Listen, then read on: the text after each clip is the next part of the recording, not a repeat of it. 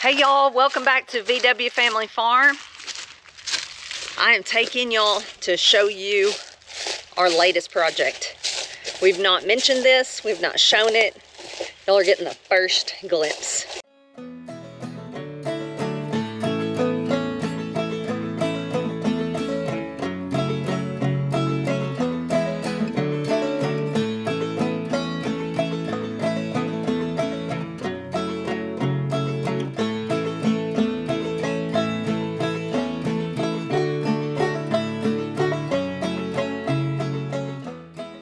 So we are actually not on our main property that's right there at our house. We're on another part of what is Ben's family land, family property. And this land has really not had anything done with it for really years. It just keeps growing up. We've had different parts of our farm at different times in the CRP program, and you can look that up.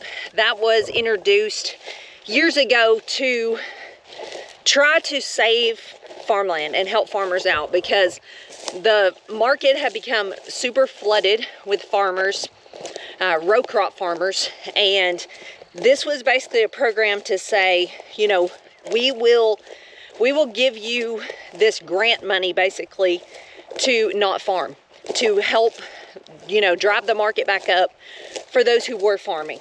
There was a lot more to it than that, but basically there was a lot of, like, you know, environmental things that you had to do. Anytime that you're working with like the NRCS office or anybody like that, Farm Service Agency, which NRCS is who we got our big high tunnel grant from. But they're going to be concerned with conservation, which is good, you know, conserving water, improving land. So you have to do some practices like that. But long story short, to say, large parts of our farm were in that for years. Ben's grandpa put them in that when he was in control of this land before he passed away.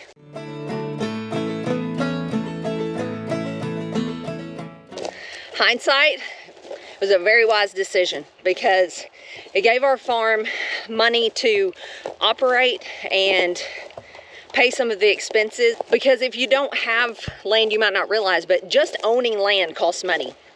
There's taxes to be paid and just different expenses. So that gave us money for this land to pay some of its expenses, while we were still getting used to the fact that, hey, we're responsible for all this land. And I don't mean we, like me and Ben, I mean the large family that, you know, this land was left to. Trying to figure out what we're going to do. It just gave us a bit to the land to pay for itself and us to figure out what we were doing, basically.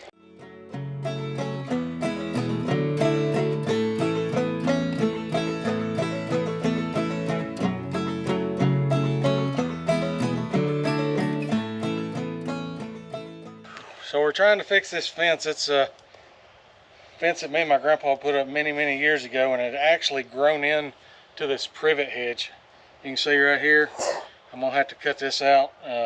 What I'll probably end up doing is just cutting below it, cutting above it, letting that hang. But some of them, it's popped it off the clips, weighted it down. This third one here was actually in this right here, and I whittled and finally got it out of there. You can see where it kind of rusted that up. I think it'll be fine. So I'm gonna finish pulling it tight, make this a good border fence.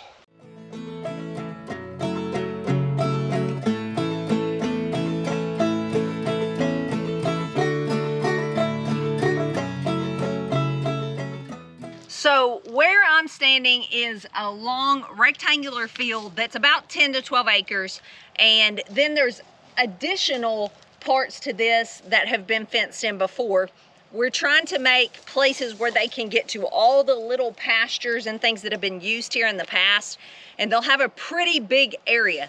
Like I said, 10 to 12 acres of just wide open pasture. Now this pasture it's actually pretty good. I see a lot of fescue out here. Lots of native grasses already growing, but it will just continue to improve as it gets grazed, as some of this that is undesirable gets walked on and stomped down by the cows, some fertilizer put on this by the cows. I expect this to just continue to improve. So it's really exciting. We've been working on it. We've set posts and concrete to be able to pull the hot wire, because we will be using electric fencing. This is just a fence that was already here. It's back behind you guys. That's what Ben is working on fixing and patching and trying to do it right before any animals are ever over here. That will just be the border fence, and then there will be electric fencing all around this. In fact, we've got a lot of it set up now, and we will put a little working corral over here. All that is to come, and we plan to put a group of calves that we have weaned. They've been weaned for several months now. You've seen them at our house. We have them in a section of our land that we rotationally graze over there, but the plan is not for them to stay there permanently. They need a place to come over here. We can break this down if we choose to and have them rotationally graze. There's different little sections of this already we could shut them in or out of. There's a lot of possibilities over here, and it will ease up everything over on our main farm by having them over here.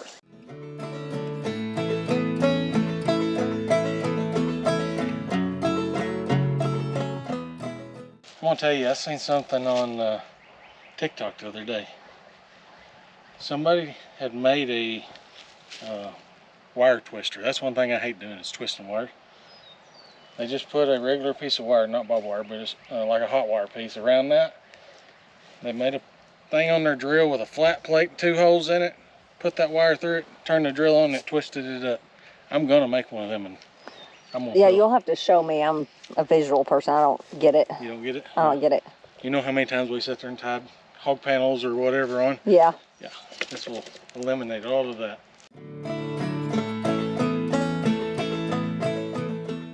So we have some big changes coming at our farm this year too, and you're gonna be seeing them as the spring and summer unfolds and it comes time to cut and bale hay. We're actually flipping our entire farm.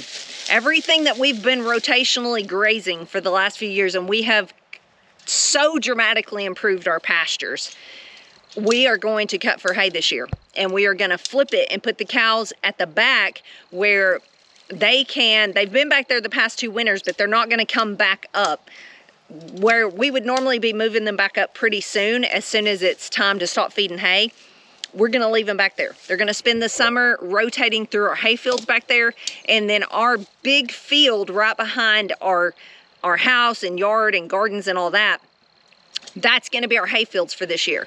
We are not only going to be cutting hay on there, it will be giving the cows a chance to fertilize and do good things at the back.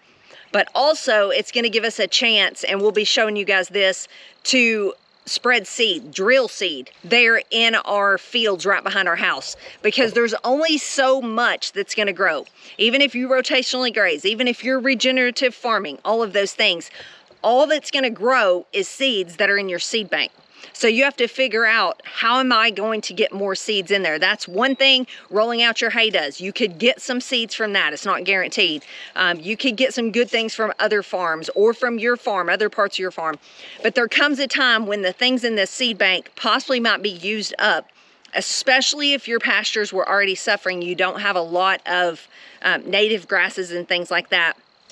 There comes a time you might have to bite the bullet and spend some money and seed your pastures. So we're going to be doing that, and we don't want cows on there right away nipping that down and possibly killing the grass that we seed. So we're going to be showing you guys that. All of those things this summer, just another step in the process. So all that behind the house at one time was just like this over here. It was CRP ground. When people around here quit farming back in the drought in the 80s, government come in and come up with these programs. But anyway, there was a lot of fescue over there, and at that time I had no desire to run cows. The only thing I had on my mind was hunting. And I brought in wildlife biologists and different things like that. We looked at the farm, and to benefit the hunting, we wanted to eradicate all the fescue. Oh. And now I'm gonna turn around and plant it again. So let's kick ourselves in the rear right now. We need more than that. We had such good native grasses. Oh yes. Oh, and not only the grasses that we had, or that we killed out when I leased it to the Hunting club? No, when I leased it to the local mill, they grew grains out there. It's beautiful. Yeah. But they sprayed, they killed, they tilled, they sprayed, they killed, they tilled. So now it's not really there. Yeah. So we're in start over mode. Right. So I just want to encourage you guys, you may be in a similar situation. You may be kind of starting over. You may have for years done things just because this is how it's done around here. This is what we do. We spray, we do these commercial fertilizers, we do this, we do that. And y'all, we're still doing some of those things. We're trying not to spray, but we are using, you know, store-bought fertilizers from the mill sometimes, because you're gonna have a process. You are going to go through a process reclaiming pastures, and you can't just say, I'm not going to till, I'm never going to spray, I'm never going to fertilize, I'm never going to do all these things. Now you can say, this is high up on my priority list that I'm not going to do, and spraying's at the top of ours. We don't like to spray anything. But some of the things you're going to have to realize, your pastures are depleted. So you may have to do some helping them out. You're going to have to get some seeds there that the cows are going to have something to fertilize. You may have to help them out with the fertilizing along the way. So just be open-minded. Don't go into it all or nothing and think if it doesn't work, just doing nothing, that it just doesn't work, because it is going to take work to reclaim pastures.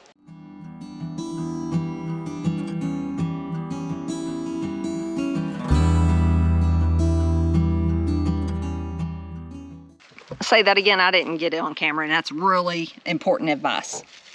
I said my advice of the day is, if you're going to be working with barbed wire, wear leather gloves, preferably leather. Gloves in general is going to help. I ain't got nothing. You can see I'm bleeding. So, yeah, definitely. Wear gloves.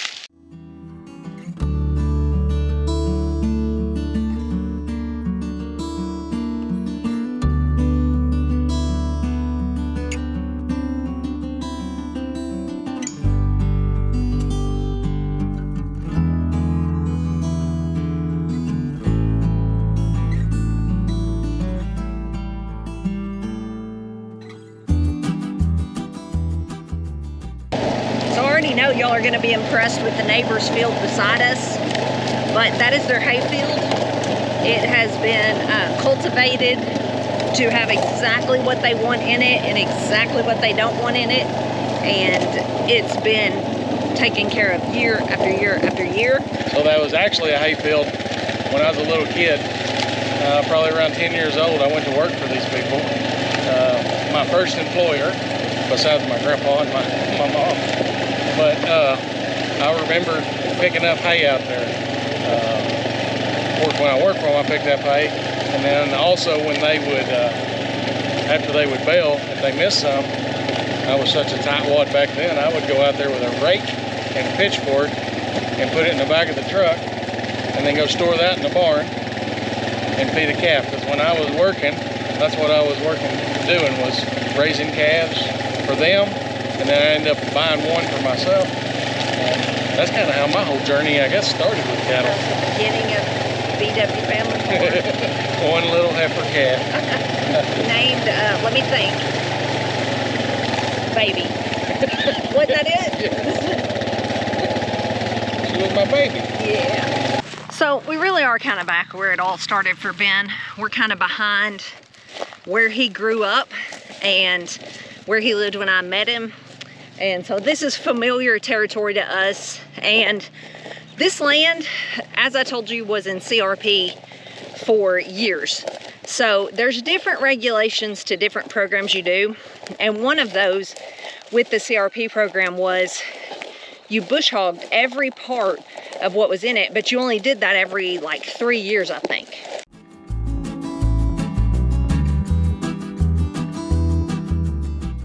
Well, if you take a piece of land and basically do nothing to it for 3 years, it can really grow up. So this particular piece of land has had times where it was completely grown up, that there was bushes that had turned into trees. We're gonna have some gates. So we've actually had to hire bulldozers to come in here before and kind of clear it, pile everything up so we could burn it. We've just went round and round over here trying to figure out what to do with it to just make a better pasture, different things. And so this has been a long time coming. This is gonna give us more grazing, as well as take care of some land that Ben's grandpa worked hard to purchase and to leave to us. And by us, I mean all of his grandpa's descendants, all of his family, whether they're doing this with us or whether they're, you know, supporting us other ways and they still own part of the land, but they're allowing us to use it. It takes everybody. So you put it on the inside of this one and it's pushing against it. The fence out there is straight with the outside, but I brought this wire on the inside. Right. And you can see we're a little bit on our side. We'd rather be on our side than on his side, because just because that's where he's been cutting does not necessarily mean that's exactly where his property stops. And also, though, this is not permanent. These are Gallagher posts. I'm going to show you one here in a second that can easily be taken out. Yep, moved to another spot. I'm just trying to put a little insulator on there to keep that off the post. Now we gotta go to this side and I'm gonna try something. Yeah, okay. So I'm gonna try something. This is a insulator. Okay. That goes on a T-post. You can see right there. But it's broke. No good. I'm gonna try something. I've never tried it before. It probably won't work. No, probably won't, because no, that will insulate to the thing. I was trying to make an insulator nail on, because I'm out. Oh well. So it's pushing against the post. So we're gonna do this right here for today. Nope, we ain't, because see, it's still touching. Well, we're not moving them today. We'll just have to get more. Okay. Okay, so these right here, I think we showed them to you in one other video. This is what we put out with the pigs in the woods. We made their fence better and put a higher hot wire to keep the cows out of it. So this thing is very versatile. It's got like 13, I think. 1, 2, 3, 4, 5, 6, 7, 8, 9, 10, 11, 12. Yeah, 13 different spots for you to put electric wire. I'm not sure if these right here for electric wire or not. I don't think so, because these spots right here are for clips that we'll put on there in just a minute. And so these are called permanent line posts from Gallagher. This was the main reason I bought them, is for this property, but we needed some over there, so I got plenty to do that. So I just went the other day and spent probably another $400 or $500 on more reels, more wire, insulators and different things, just to start fixing up more pieces of our property. The fact that he is about to drive this with the T-post driver tells you how strong these things are. And just like he mentioned, he went and spent the $400. We would be spending probably a lot more than that if we were permanent fencing this entire 10 to 12 acres. Plus a lot more work. And we can take this up tomorrow. Right. But if we decide we don't even want a pasture over here, we can disassemble this whole thing and leave it back just like it was. This would be a perfect thing, I think, to do on something you're renting. Yep. You could take it down if they, you know, only lease for a year. Yeah, if they just up and quit your lease, you can jerk this down in an hour, you know, and then you're off their property. Just lots of different things. Oh yeah, it's really versatile. And if you get a good charger, you're gonna keep most cattle in. There's gonna be the crazy cell barn cows that you're not gonna keep behind a 10-strand barbed wire. Pound away. All right. You know what? All this wet weather makes this really easy.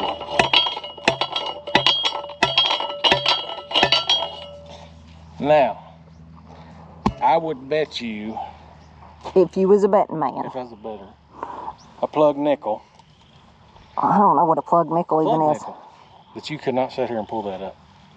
I don't want to try. I'm going to take your word for it. Plug nickel. You'd have got it. No, you wouldn't have. I'd have got a plug nickel. Yeah. You can have it. One more clip. Oh.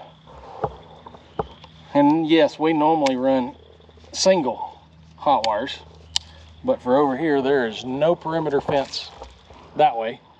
So we're going a little above and beyond on this one. Right. Plus, we don't live here. So we can just look out our window at home and be like, oh, calves are out. We got a problem. We got to go check the voltage and stuff. But, and we have had that. Oh, yeah. You go out there, hey, they're in the wrong side. Right. That's what I was saying a minute ago. I said we've kept most cattle in. Now, that does not account for if, like the other day, a storm sweeps the reel down. Any cow is going to walk out if it's just open. Or you're going to have some curious cows that they can sniff this wire and tell if it's putting off electricity. They can feel it in their whiskers, I think. Yeah, and if they don't, some of them's going to get closer and closer till they realize it isn't working or it isn't on. And so you'll have those. We have cows and calves that we can literally drop a gate, which is a wire. It's on the ground, and they refuse. They will not step over it until we move it out of the way. I think that's the funniest thing when they do that. But a lot of food. Then we have those that, you know, if they sense it that it's not on, they'll go over. So when we say that, you know, a good charger will keep most cows in, you still have to do your checking of your fences and your wires and your voltage. Last post of this job. Hooray. That was very dramatic. Wait till that thing makes some noise. It's been making noise. I feel like I need to warn them. So the neighbor, I'm sure you've heard some stuff in the background of this video, has peacocks. They make the funniest noise. Excellent. I'm gonna try to get some footage today or sometime when I'm over here. There's actually one walking over here right now. And actually we can hear these things from the house. Yeah. We're right at about a mile straight south. That's a pretty bird. I don't want one though. So there is people that live around where this paddock is going to be. Neighbors that have been neighbors for years, family.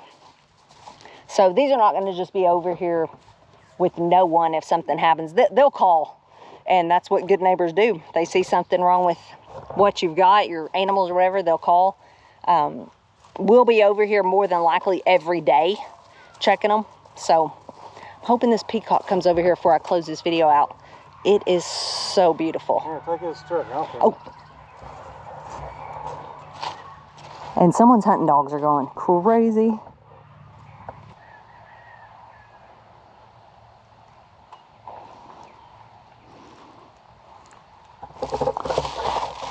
So to be honest, he's got a few of these. One of them's white, and it was over here earlier. And we played chase around the house because it likes to get on top of vehicles. And I did not want it on my truck. Oh yes, he's getting close.